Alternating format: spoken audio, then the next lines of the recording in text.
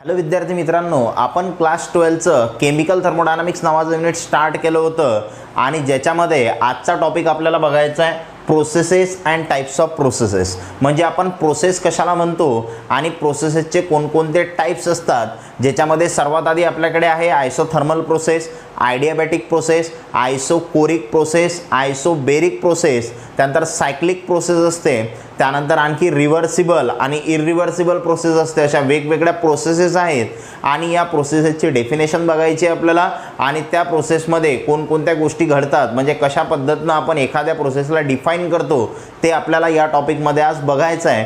पण त्याआधी जर तुम्ही चॅनलला सबस्क्राईब केलं नसेल तर चॅनलला सबस्क्राईब करा आणि व्हिडिओला लाईक करा आणि शेअर करा. चला बघा, तर आपण सर्वात आधी बघू की आपण प्रोसेस कशाला म्हणतो.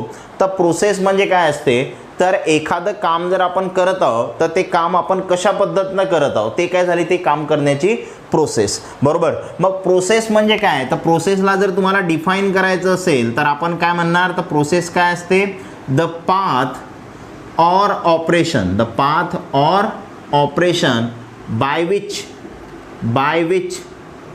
system changes from one state to another state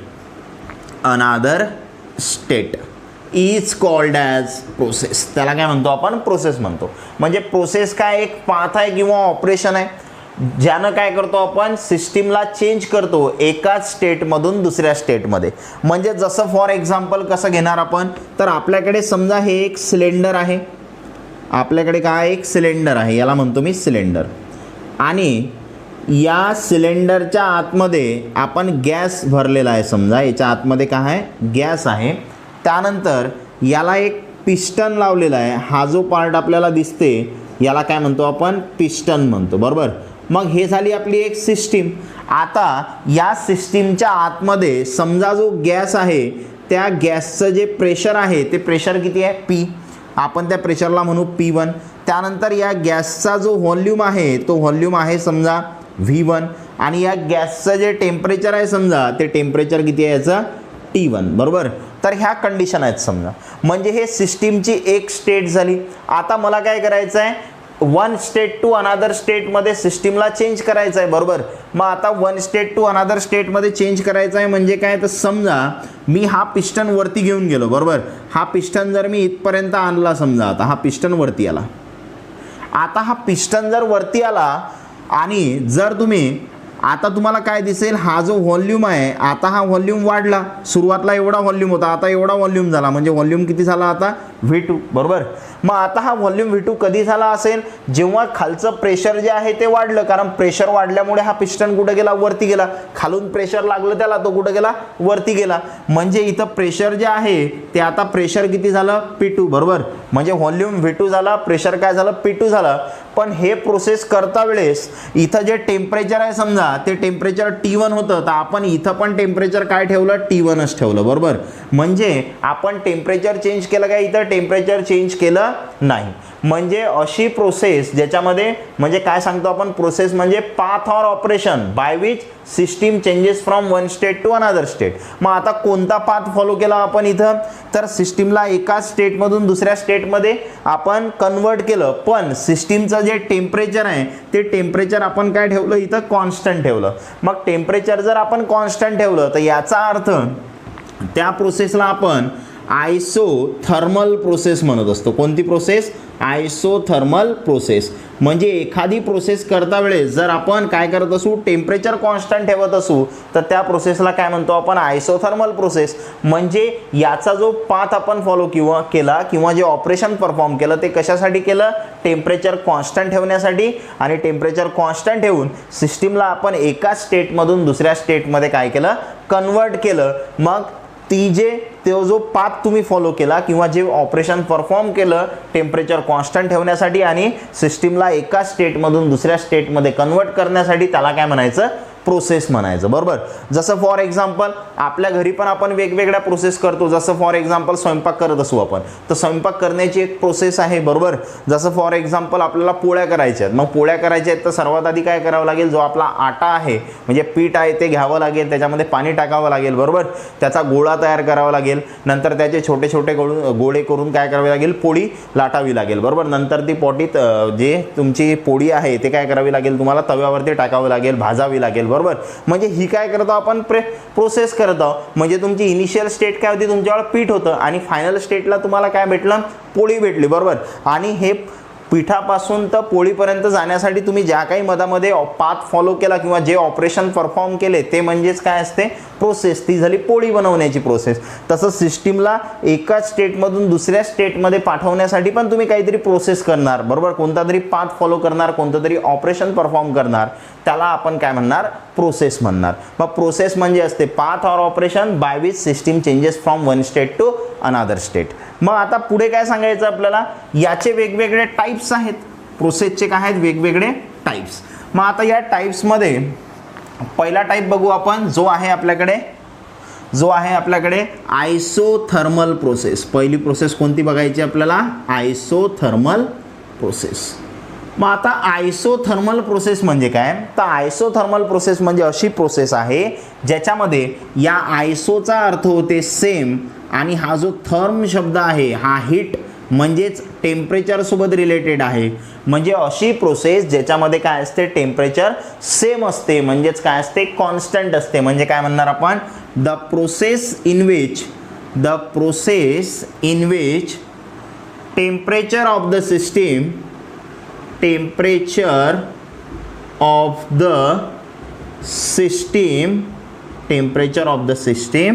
remains constant is called as isothermal process.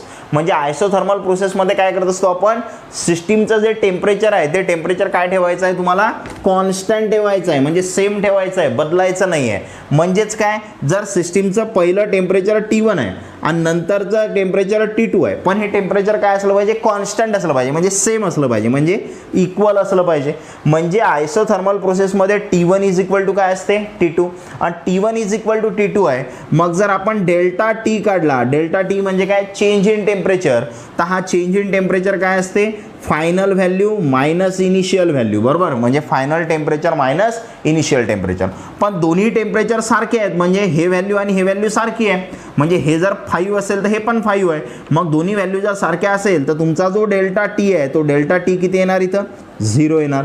म्हणजे आयसोथर्मल प्रोसेसमध्ये डेल्टा T काय असतो, 0 असतो. आणि तसंच तुम्हाला इथं एक ध्यानामध्ये ठेवायचं आहे, अजून तुम्हाला शिकवायचं बाकी आहे पण सध्याचं लक्षामध्ये ठेवा, की जर टेम्परेचर कॉन्स्टंट असेल, काय म्हणत आहो मी पहा, जर टेम्परेचर कॉन्स्टंट असेल तर त्या प्रोसेसची जे इंटरनल एनर्जी आहे ती पण काय असते, कॉन्स्टंट असते. आता इंटरनल एनर्जी काय असते आपण पुढे चॅप्टरमध्ये बघूच, पण सध्या ध्यानात ठेवा, जर टेम्परेचर कॉन्स्टंट असेल तर इंटरनल एनर्जी पण काय असते, कॉन्स्टंट. मग इंटरनल एनर्जी कॉन्स्टंट आहे याचा अर्थ U1 इज इक्वल टू काय आहे, U2, बरोबर. आणि U1 is equal to U2 आहे तर डेल्टा U काय असते, U2 मायनस U1. आता दोन्ही व्हॅल्यू सारख्या आहेत, म्हणजेच जो तुमचा डेल्टा U आहे तो किती झाला, 0. म्हणजे आयसोथर्मल प्रोसेसमध्ये डेल्टा T पण 0 असतो आणि डेल्टा U पण 0 असतो. मग आता बघा प्रोसेस कशी आहे, आयसोथर्मल आहे, म्हणजे याचं टेम्परेचर काय आहे, कॉन्स्टंट आहे. मग आता टेम्परेचर जर कॉन्स्टंट आहे तर हे टेम्परेचर तुम्हाला काय करावं लागेल, कॉन्स्टंट ठेवावं लागेल, बरोबर. मग आता हे कॉन्स्टंट ठेवायचं कसं, जर समजा एखादी प्रोसेस होत आहे, त्या प्रोसेसमध्ये काय होत होतं, समजा एखादं कंटेनर आहे, समजा हे कंटेनर आहे, याच्यामध्ये तुम्ही एखादी प्रोसेस करत आहात, पण या प्रोसेसचं टेम्परेचर तुम्हाला कॉन्स्टंट ठेवायचं आहे. मग टेम्परेचर कॉन्स्टंट ठेवण्यासाठी काय होत असेल बघा, समजा या प्रोसेसमुळे टेम्परेचर जर वाढत असेल, बरोबर. मग या प्रोसेसमुळे जर टेम्परेचर वाढत असेल पण आपल्याला टेम्परेचर काय ठेवायचं आहे, कॉन्स्टंट ठेवायचं आहे. म्हणजे काय होणार, याच्यामधून जे आहे ते हीट कुठं जाणार, बाहेर जाणार. आणि याच्यामधली जर हीट बाहेर गेली तर हिचं टेम्परेचर ऑटोमॅटिक कमी होऊन जाईल. बरोबर, म्हणजे जर एखाद्या प्रोसेसमध्ये टेम्परेचर वाढत असलं तर तिथून हीट बाहेर निघेल आणि टेम्परेचर काय केलं जाईल, कॉन्स्टंट ठेवलं जाईल. किंवा एखाद्या प्रोसेसचं जर समजा टेम्परेचर कमी होत असलं पण आपल्याला कॉन्स्टंट ठेवायचं आहे, मग आपण काय करणार, बाहेरून त्याच्या आतमध्ये हीट पाठवणार. बरोबर, बाहेरून जर हीट पाठवली तर त्याचं टेम्परेचर काय होऊन जाईल, वाढून जाईल. बरोबर, कारण टेम्परेचर कशावरती डिपेंड असते, हीटवरती. हीट जर वाढली तर टेम्परेचर वाढणार, हीट जर कमी झाली तर टेम्परेचर काय होणार, कमी होणार. मग टेम्परेचर जर वाढत असलं तर सिस्टीम काय करेल, हीटला बाहेर टाकेल. बरोबर, आणि जर टेम्परेचर कमी होत असेल तर बाहेरची हीट काय करेल, ते आतमध्ये घेईल. म्हणजे आयसोथर्मल प्रोसेसमध्ये काय होते, हीट हे बाहेर पण जाऊ शकते, हीट हे आतमध्ये पण येऊ शकते. बरोबर, म्हणजे तिथं जे सिस्टीम आहे तुमची ते थर्मली आयसोलेटेड नाही आहे. बरोबर, काय म्हटलं मी बघा, जे आयसोथर्मल प्रोसेस आहे त्याच्यामध्ये तुमची जे सिस्टीम आहे ते थर्मली आयसोलेटेड नाही आहे. आयसोलेटचा अर्थ होते वेगळे करणं. तर कशापासून, टेम्परेचरपासून. बरोबर, हीटपासून वेगळं केलेलं आहे का त्याला, कारण हीट बाहेर पण जाऊ राहिली, हीट आतमध्ये पण येऊ राहिली. म्हणजे तुमची सिस्टीम थर्मली आयसोलेटेड नसते. कशामध्ये, आयसोथर्मल प्रोसेसमध्ये. आणि याच्यामध्ये जे सिस्टीमची इंटरनल एनर्जी आहे ते काय केलं जाते, कॉन्स्टंट ठेवले जाते. बघा, जर टेम्परेचर वाढत असलं तर हीट वाढणार त्याच्या आतमधली. बरोबर, तर याच्यामधली हीट बाहेर टाकून देतील. मग बाहेर जर फेकून दिली याच्यामधली हीट तर हीट काय राहील, आतमध्ये जी एनर्जी आहे ती एनर्जी काय राहील, कॉन्स्टंट राहील. किंवा आतमधलं टेम्परेचर कमी होऊ राहिलं तर तुम्हाला असं दिसेल की टेम्परेचर कॉन्स्टंट असलं तर इंटरनल एनर्जी कॉन्स्टंट आहे. मग टेम्परेचर कमी होत असेल तर इंटरनल एनर्जी कमी होईल. पण काय होते, त्याच वेळेस बाहेरून आतमध्ये हीट टाकल्या जाते आणि बाहेरून जर आतमध्ये हीट टाकली तर टेम्परेचर वाढेल. म्हणजे परत तुमची इंटरनल एनर्जी वाढेल आणि त्याला कॉन्स्टंट ठेवण्याचं काम करेल. बरोबर, म्हणजे याच्यामध्ये जे हीट बाहेर जात आहे किंवा आतमध्ये येत आहे ते कशासाठी, तर सिस्टीमचं टेम्परेचर कॉन्स्टंट ठेवण्यासाठी. Heat can be absorb by the system or evolved by the system. आतमध्ये जात असेल तर आपण त्याला म्हणणार ॲब्सॉर्ब, आणि जर बाहेर जात असेल तर आपण त्याला काय म्हणणार, इव्हॉल्व्ड. म्हणजे टेम्परेचर कॉन्स्टंट ठेवण्यासाठी इथं काय केलं जाते, एक तर हीट ॲब्सॉर्ब केल्या जाते, एक तर हीट काय केल्या जाते, इव्हॉल्व्ड केल्या जाते. अशा प्रोसेसला काय म्हणतो आपण, आयसोथर्मल प्रोसेस. मग आता दुसरी जे प्रोसेस बघायची आपल्याला तिचं नाव आहे आयडियाबॅटिक प्रोसेस. दुसरी जे प्रोसेस बघायची आपल्याला तिचं नाव आहे आयडियाबॅटिक प्रोसेस. मग आता आयडियाबॅटिक प्रोसेस आपण कशाला म्हणतो ते आपल्याला माहीत पाहिजे. Second, adiabatic process. तर आयडियाबॅटिक प्रोसेस काय असते, तर आयडियाबॅटिक प्रोसेस ही एक अशी प्रोसेस आहे ज्या प्रोसेसमध्ये हीट ट्रान्सफर होत नाही सिस्टीमच्या आतमध्ये किंवा सिस्टीममधून बाहेर. बरोबर, म्हणजे द प्रोसेस इन विच, काय म्हणणार आपण, the process in which there is no transfer of heat, no transfer of heat between system and surrounding is called as adiabatic process. म्हणजे अशी प्रोसेस ज्याच्यामध्ये no transfer of heat between system and surrounding. म्हणजे system आणि सराउंडिंगमध्ये हीटचं transfer होत नाही. म्हणजे समजा हे तुमची सिस्टीम आहे आणि या सिस्टीममध्ये समजा तुम्ही गॅस भरून ठेवलेला आहे. बरोबर, तर याच्यामधले जे काही हीट आहे समजा, बरोबर, याच्यामध्ये काय होत नाही, हीट आतमध्ये पण जात नाही आणि याच्यामधली हीट बाहेर पण येत नाही. असं का, कारण याच्यामध्ये काय केलं असेल रे, तर याच्यावरती असं इन्सुलेशन लावलेलं असेल. बरोबर, याच्यावरती काय लावलेलं असेल, असं इन्सुलेशन लावलेलं असेल, इन्सुलेशन.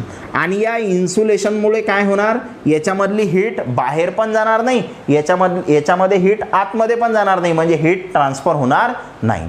मग समजा याच्यामध्ये होणारी प्रोसेस जर एक्झोथर्मिक असेल तर काय होणार, जर याच्यामध्ये होणारी प्रोसेस जर एक्झोथर्मिक असेल. एक्झोचा अर्थ काय होते, एक्झोचा अर्थ होते एक्झिट आणि थर्मा म्हणजे काय, हीट. बरोबर, म्हणजे याच्यामध्ये जे प्रोसेस होत आहे त्या प्रोसेसमध्ये जर हीट एक्झिट होत असेल म्हणजे हीट बाहेर निघत असेल, पण हे हीट या कंटेनरच्या बाहेर निघू शकते का, तर निघू नाही शकत. त्यामुळे या सिस्टीमचं जे टेम्परेचर आहे ते वाढणार आहे, कारण हीट कंटिन्युअसली बाहेर निघत आहे. पण त्या हीटला बाहेर जायला मार्ग नाही आहे. म्हणजे त्या प्रोसेसमध्ये हीट प्रोड्यूस होत आहे पण ते हीट बाहेर जाऊ शकत नाही, त्याच्यामुळे या सिस्टीमचं जे टेम्परेचर आहे ते टेम्परेचर काय होणार इथं इन्क्रीज होणार, बरोबर. म्हणजे जर प्रोसेस एक्झोथर्मिक असली तर इथं हीट प्रोड्यूस होईल आणि त्याच्यामुळे तुमच्या सिस्टीमचं टेम्परेचर काय होईल इन्क्रीज होईल. किंवा दुसरी केस, जर याच्या आतमध्ये होणारी प्रोसेस जर एंडोथर्मिक असेल, कोणती प्रोसेस असेल एंडोथर्मिक.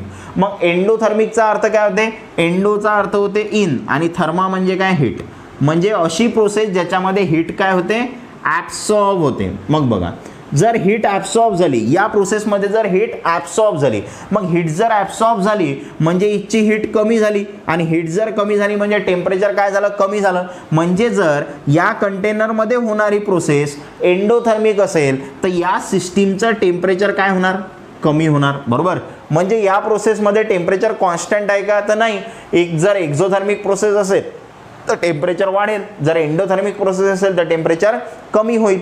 पण याच्या आतमधली हीट आत बाहेर जाणार नाही. म्हणजे तुमची जी सिस्टीम आहे ते कशी आहे थर्मली आयसोलेटेड आहे. कशी आहे थर्मली आयसोलेटेड, बरोबर. कारण याच्या आत बाहेर हीट जाऊ देत नाही, म्हणजे त्याला आयसोलेट केलेलं आहे, वेगळं केलेलं आहे. थर्मली म्हणजे हीटच्या बाबतीत आहे ना, म्हणजे हीट आत पण जात नाही, हीट बाहेर पण जात नाही. एक्झोथर्मिक प्रोसेस असेल तर सिस्टीमचं टेम्परेचर वाढेल, एंडोथर्मिक प्रोसेस असेल तर सिस्टीमचं टेम्परेचर काय होईल कमी होईल. तर ह्या बेसिक गोष्टी आहेत कोणाविषयी ॲडियाबॅटिक प्रोसेसविषयी.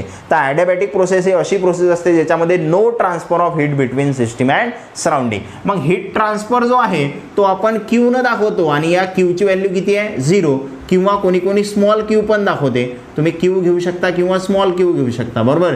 तर क्यूची व्हॅल्यू काय असते याच्यामध्ये 0, म्हणजे no transfer of heat between system and surrounding. अशा प्रोसेसला काय म्हणतो आपण ॲडियाबॅटिक प्रोसेस. मग हीट ट्रान्सफर होत नाही. मग इथं तुम्हाला बघा टेम्परेचर वाढत आहे एक तर कमी होत आहे, म्हणजे इंटरनल एनर्जी कॉन्स्टंट आहे का इथं नाही. म्हणजे internal energy is not constant. काय म्हणणार आपण internal energy is not constant. याच्यामध्ये इंटरनल एनर्जी कॉन्स्टंट नसते. जर टेम्परेचर वाढत असेल तर इंटरनल एनर्जी वाढेल, जर टेम्परेचर कमी होत असेल तर इंटरनल एनर्जी काय होणार कमी होणार. तर ही झाली ॲडियाबॅटिक प्रोसेस. आणि त्याच्या आधी बघितली आपण आयसोथर्मल प्रोसेस.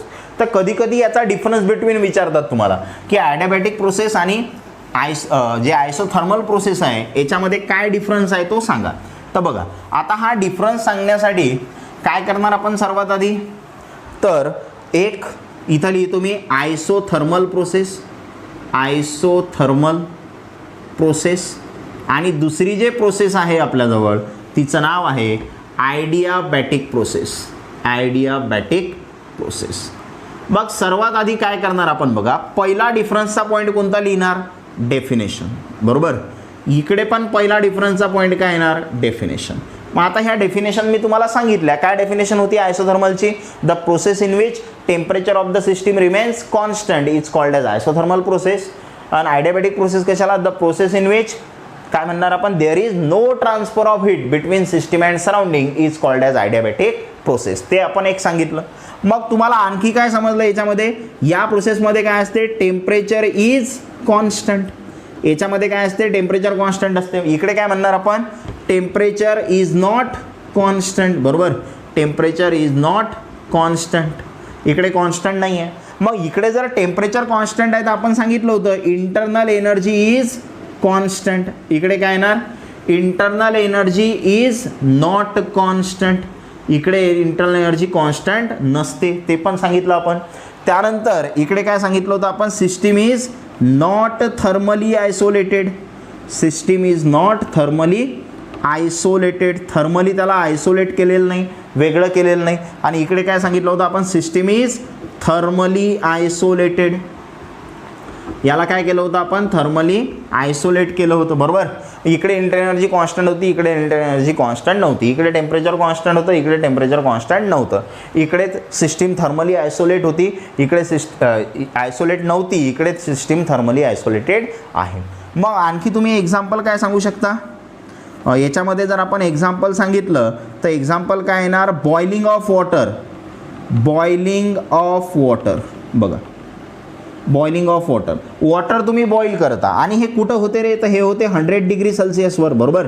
म्हणजे 100 डिग्री सेल्सिअस हे टेम्परेचर कॉन्स्टंट आहे आणि त्या कॉन्स्टंट टेम्परेचरवर वॉटर काय होत आहे, बॉईल होत आहे. तर ही प्रोसेस कोणती आहे, आयसोथर्मल प्रोसेस. मग आयडियाबॅटिक प्रोसेस काय आहे, तर आयडियाबॅटिक प्रोसेसचं एक्झाम्पल काय आहे, तर reaction taking place in a insulated vessel. Vessel म्हणजे काय रे, कंटेनर. व्हेसल म्हणजेच काय, कंटेनर, ज्याच्यामध्ये तुम्ही काहीतरी ठेवू शकता, बरोबर. तर इन्सुलेटेड व्हेसल आहे आणि इन्सुलेटेड व्हेसलमध्ये जर एखादी रिॲक्शन होत असेल तर त्याच्या आत किंवा बाहेर हीट जाऊ शकत नाही, म्हणजे ती प्रोसेस कोणती असेल, आयडियाबॅटिक प्रोसेस. तर हा डिफरन्स आहे आयसोथर्मल प्रोसेसचा आणि आयडियाबॅटिक प्रोसेसचा. आता पुढे पाहू आपण पुढची प्रोसेस, स्क्रीनशॉट काढून घ्या. नंतर पुढची प्रोसेस पाहू आपण. तर पुढच्या प्रोसेसमध्ये एक आहे आपल्याजवळ आयसोकोरिक प्रोसेस आणि एक आहे आपल्याजवळ आयसोबेरिक प्रोसेस. पुढची आपल्याजवळ आयसोकोरिक प्रोसेस आणि एक आहे आयसोबेरिक प्रोसेस. ते पाहू आधी. तर बघा, आयसोकोरिक प्रोसेस कोणाला म्हणायचं, तर आयसोचा अर्थ परत सेम आहे आणि हा जो कोर शब्द आहे हा कशाशी रिलेटेड आहे, व्हॉल्यूमशी रिलेटेड आहे.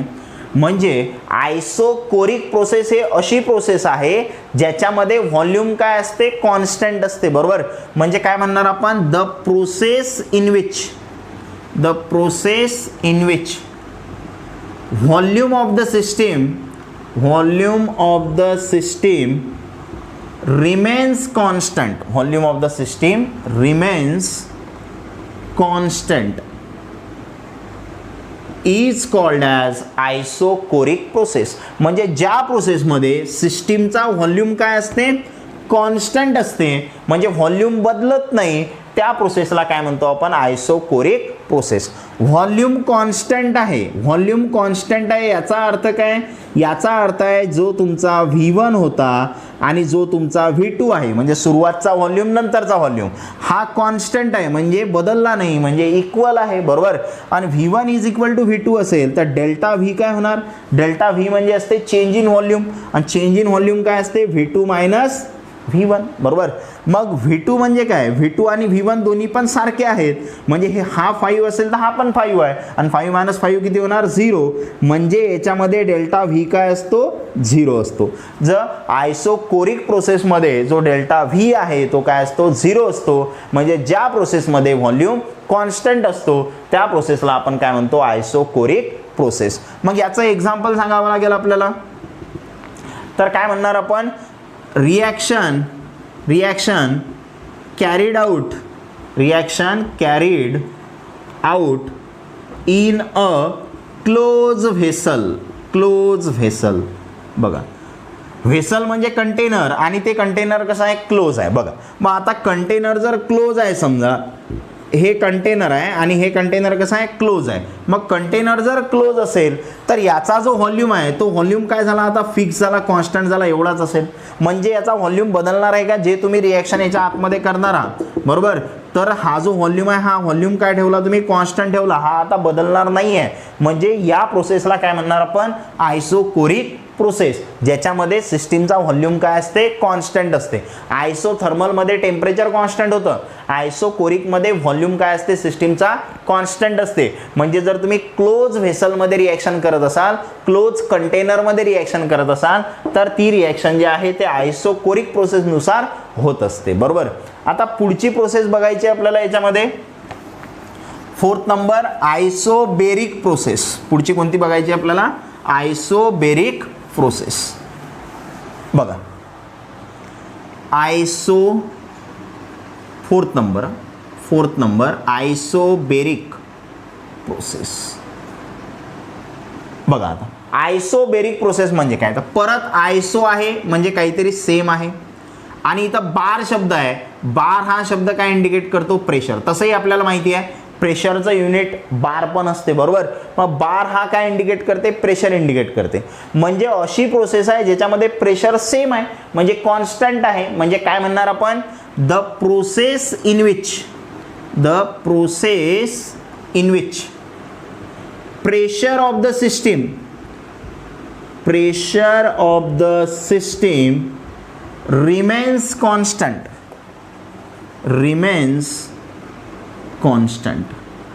is called as isobaric process. म्हणजे अशी प्रोसेस ज्याच्यामध्ये सिस्टीमचं जे प्रेशर आहे ते प्रेशर काय घेतलं आपण, कॉन्स्टंट घेतलं. प्रेशर कॉन्स्टंट घेतलं म्हणजे प्रेशर चेंज होत नाही आहे, म्हणजे प्रेशर कॉन्स्टंट आहे. आणि प्रेशर कॉन्स्टंट आहे म्हणजे काय, जे P1 होतं तुमचं सुरुवातचं प्रेशर आणि नंतरचं प्रेशर होतं P2 हे कॉन्स्टंट आहे. कॉन्स्टंट आहे म्हणजे बदललं नाही, म्हणजे इक्वल आहे, सेम आहे, बरोबर. म्हणजे P1 इज इक्वल टू काय असते, P2. कोणत्या प्रोसेसमध्ये, आयसोबेरिक प्रोसेसमध्ये.